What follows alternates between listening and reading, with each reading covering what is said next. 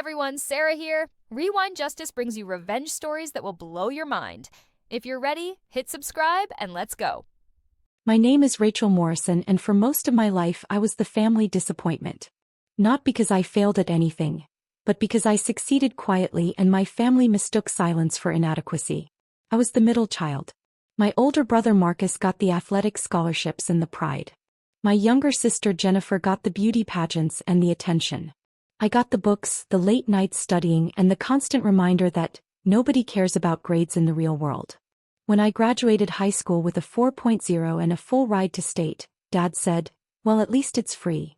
When I double majored in finance and computer science, Mom asked when I'd get a real degree like nursing or teaching. When I graduated summa cum laude, they didn't come to the ceremony. Marcus had a softball tournament. I started my career at a small financial tech startup in 2015 right out of college.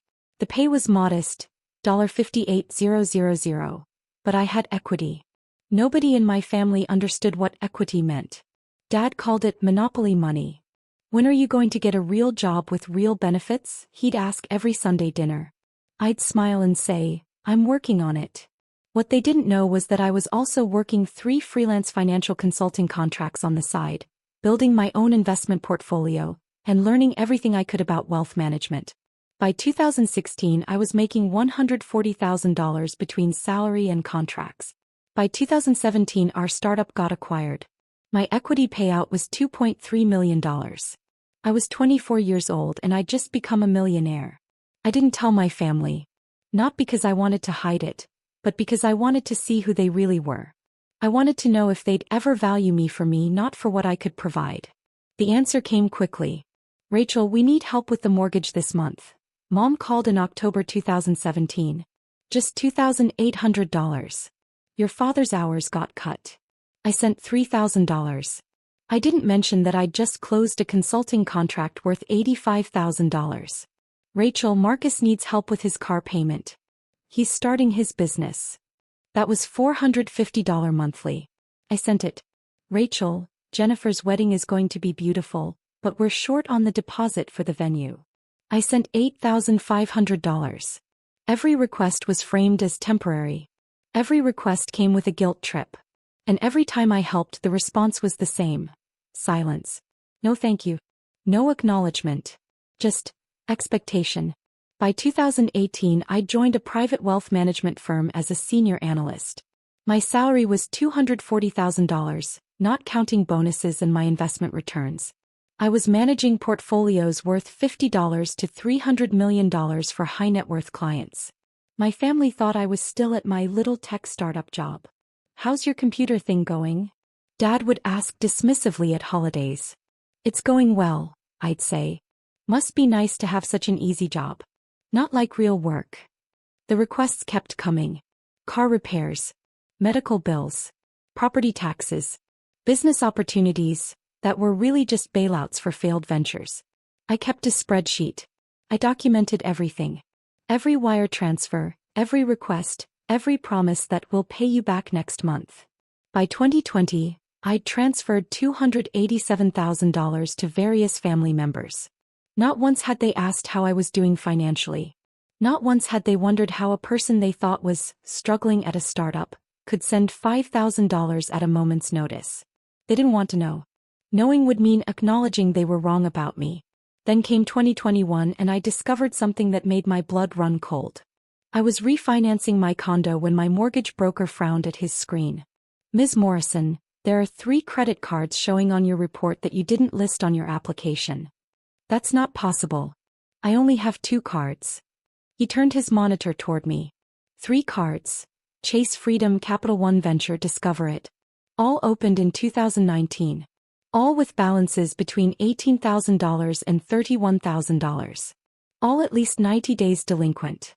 Total fraudulent debt, $73,000. I knew immediately who'd done it. My parents had my social security number from when I was a minor. They'd opened cards in my name and never told me. I hired a forensic accountant named David Chin. He was expensive, $15,000 for a comprehensive audit, but I needed to know the full extent of what I was dealing with. "Ms. Morrison, David said 2 weeks later, sitting across from me in my downtown office. This is more extensive than identity theft.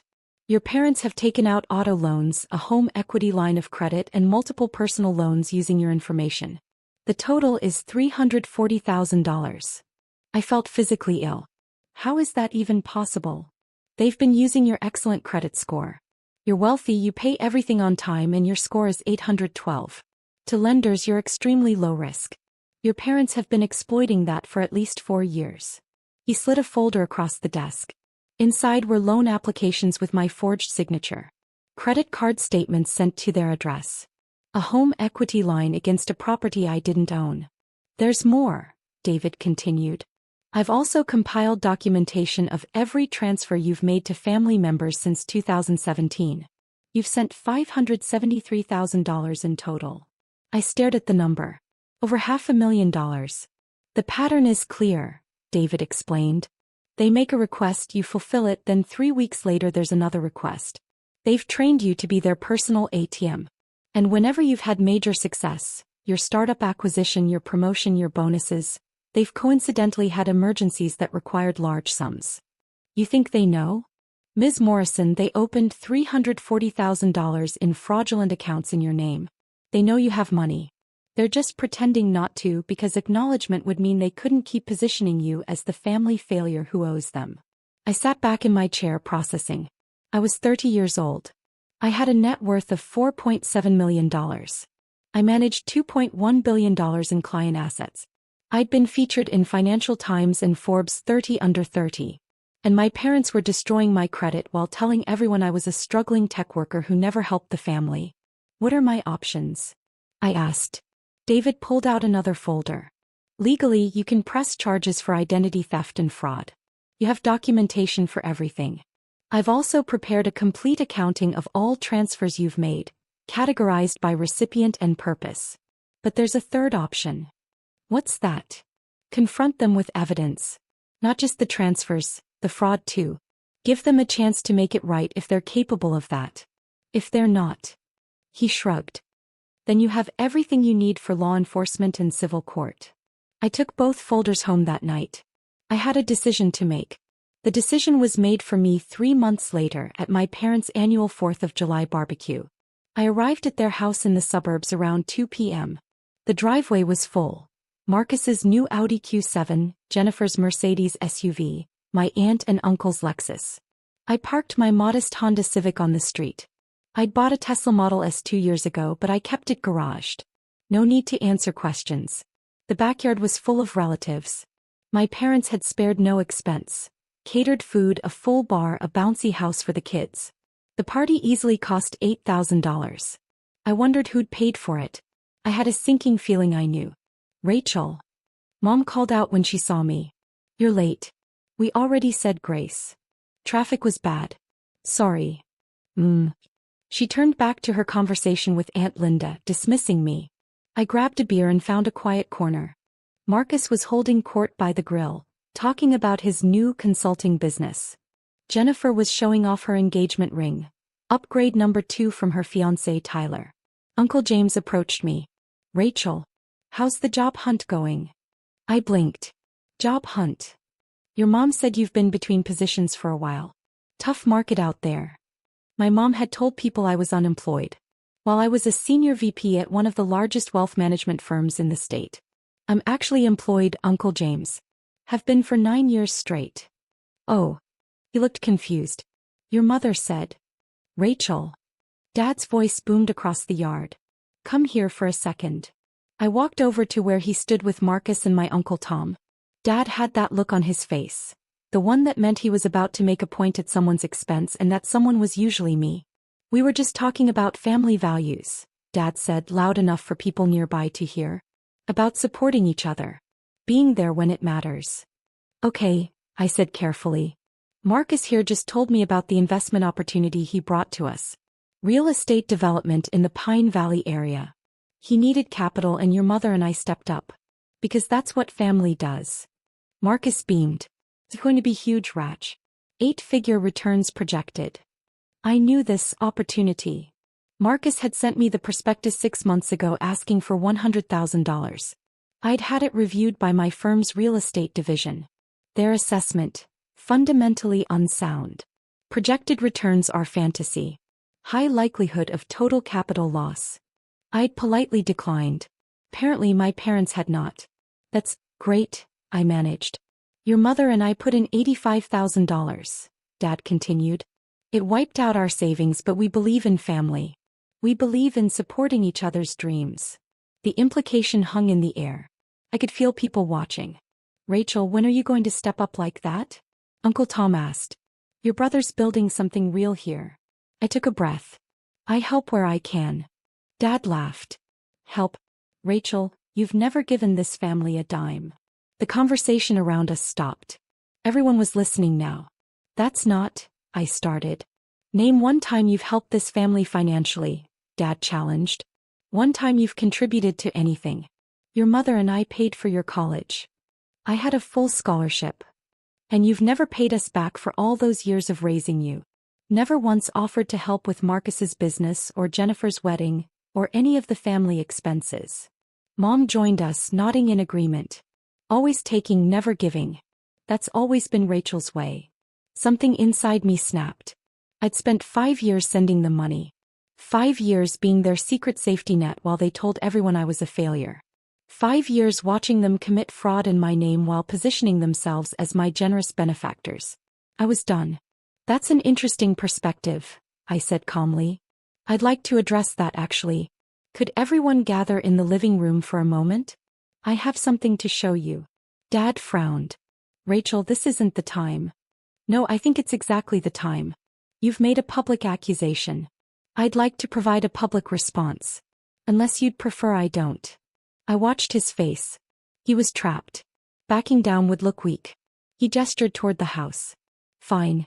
Everyone inside. The family filed into their spacious living room. 42 people total. I counted. They'd all hear this. I'd been prepared for this moment for 3 months. Ever since David Chin had handed me those folders, I'd known this confrontation was coming. I'd played it out in my mind 100 times. I'd brought backups in my car. A portable projector, a laptop, printed documentation, and David Chin himself, waiting in a coffee shop 3 blocks away. One text and he'd arrive in 5 minutes. Could someone help me connect my phone to your TV? I asked pleasantly. Jennifer's fiancé Tyler, who worked in IT, got it set up. My phone screen appeared on their 75-inch television. Thank you. I opened my banking app. Dad, you said I've never given this family a dime. I'd like to address that claim with documentation. I navigated to my transfer history and filtered for transactions to family members. The list filled the screen.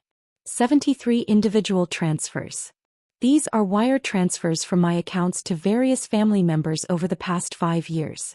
Would you like me to go through them chronologically, or would you prefer a summary? The room was silent. I'll summarize. I pulled up my spreadsheet and screen mirrored it. To Robert and Susan Morrison, that's you, Mom and Dad, I've sent $312,000 since 2017. Mortgage payments, property taxes, medical bills, car repairs, and various emergency requests. Mom's face had gone white. To Marcus Morrison, $127,000. Car payments, business bailouts, and rent assistance. Marcus stared at the screen like it was in a foreign language. To Jennifer Morrison, $94,000. Wedding expenses, car down payment, and credit card debt consolidation. Jennifer grabbed Tyler's arm. To various other family members for one-time emergencies, $40,000. Total outgoing transfers to family, $573,000. The number sat on the screen, undeniable. Uncle Tom whistled low. Rachel, I had no idea you. Oh, it gets better, I said. My heart was pounding, but my voice remained steady. Because not only have I given this family over $500,000, but this family has also been taking from me in ways I didn't authorize. I texted David, come now. What are you talking about? Dad's voice had an edge of panic. I'm talking about identity theft and fraud. I pulled up the next document. In 2019, someone opened 3 credit cards in my name without my knowledge or permission. Those cards now carry $73,000 in debt, all of it delinquent, destroying my credit score. Rachel, I can explain, Mom started. I'm not done. Someone also took out 2 auto loans in my name. Total, $67,000. A personal loan, $42,000. And a home equity line of credit against a property I don't own, $158,000. Total fraudulent debt, $340,000. The doorbell rang. Jennifer jumped. That'll be my forensic accountant, I said. Tyler, would you mind getting the door? Tyler, looking shell-shocked, opened the door. David Chin entered, carrying his briefcase, looking every bit the serious professional in his tailored suit. Everyone, this is David Chin. He's a certified forensic accountant who specializes in financial fraud. I hired him 3 months ago to audit my family's financial relationship with me. David, would you mind presenting your findings?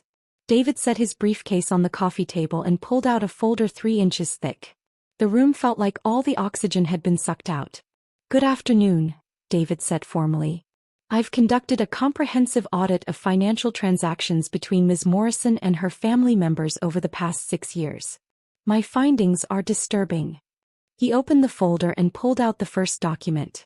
This is a Chase Freedom credit card application from March 2019. The signature here purports to be Rachel Morrison's. I've had it analyzed by a handwriting expert. It's a forgery. The card was sent to Robert and Susan Morrison's address. Current balance, $31,247. He placed it on the table. This is a Capital One auto loan from June 2019. Same forged signature. The vehicle, a 2019 Toyota Camry, is registered to Marcus Morrison. Current outstanding balance, $34,500. Another document on the table. This is a home equity line of credit from October 2020, secured against the property at 847 Maple Drive, the home owned by Robert and Susan Morrison. The applicant listed is Rachel Morrison. The credit line of $200,000 was fully drawn. Current balance with fees and interest, $158,000. Dad stood up. Now wait a minute. Sit down, Mr. Morrison, David said with unexpected authority. Dad sat. These loans were taken out using Ms. Morrison's social security number, date of birth and employment information. The applications contain her forged signature. The funds were used by family members, not by Ms. Morrison. Under federal law, this constitutes identity theft, wire fraud, and forgery. The total fraudulent debt is $340,000. Aunt Linda gasped. Susan, you didn't. David continued. But the fraud is only part of the story. I've also documented a pattern of financial manipulation and exploitation. He pulled out a timeline. In September 2017, Ms. Morrison received a $2.3 million payout from her company's acquisition.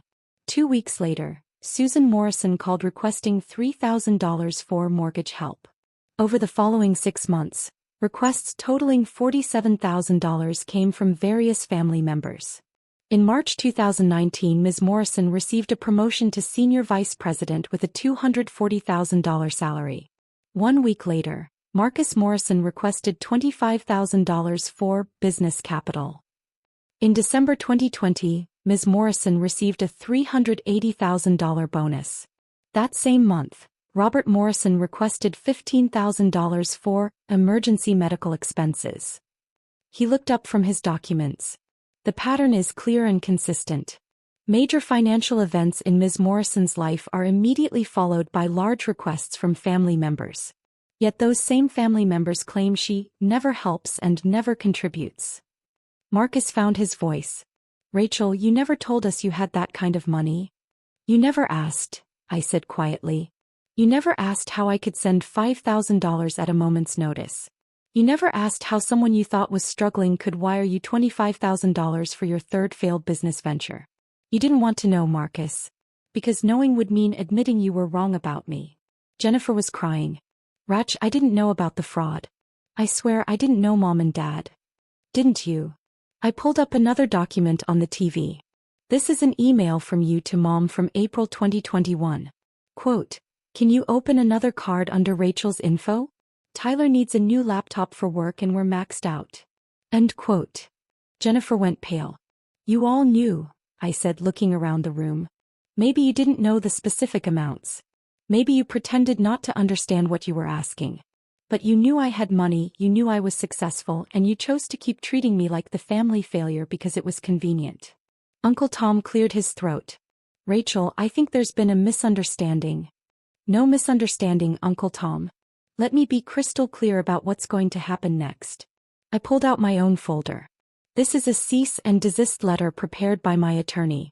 Effective immediately, all automatic transfers to family members are cancelled. All financial support ends today. Mom stood up, her face red. You can't just abandon your family. Abandon. I laughed and it came out bitter. Mom, I've given you over $500,000. I've paid your mortgage for 5 years. I've bailed out Marcus's businesses 4 times. I've paid for Jennifer's entire wedding and her car.